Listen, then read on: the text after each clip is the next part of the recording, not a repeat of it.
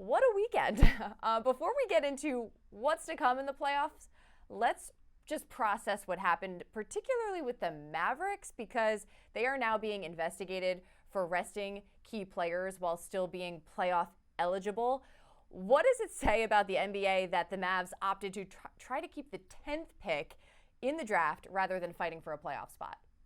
It means we've gone too far in some sort of asset management collection phase.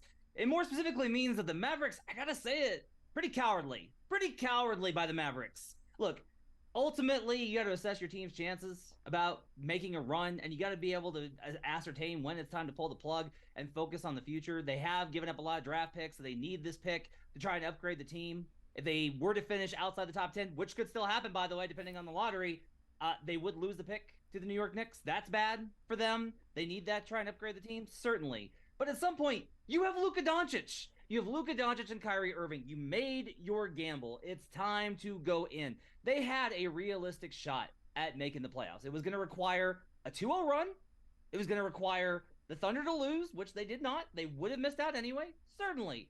But ultimately, this is about Luka Doncic said, I don't like it. That's it. I don't like it. When asked about the decision for him not to play these last couple of games, it was an absolute opt out. When you have teams that have a shot at a playoff spot through the play in, which they had it this late in the season with a superstar like Luka Doncic, who is the preseason favorite to win MVP the last two seasons, and they simply elect out of it, that's a bad look for the team. It's a bad look for the league.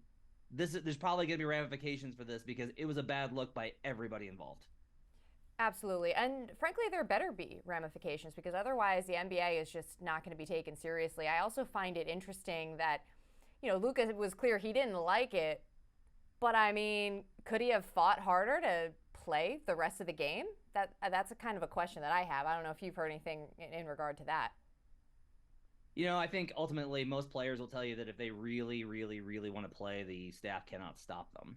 Like that's not a decision that they can make. They can't rule you out. And the superstars get the say. And Right. everyone knows that the Mavericks are run by, not run by, but are very much following the guidelines of what Luka Doncic wants.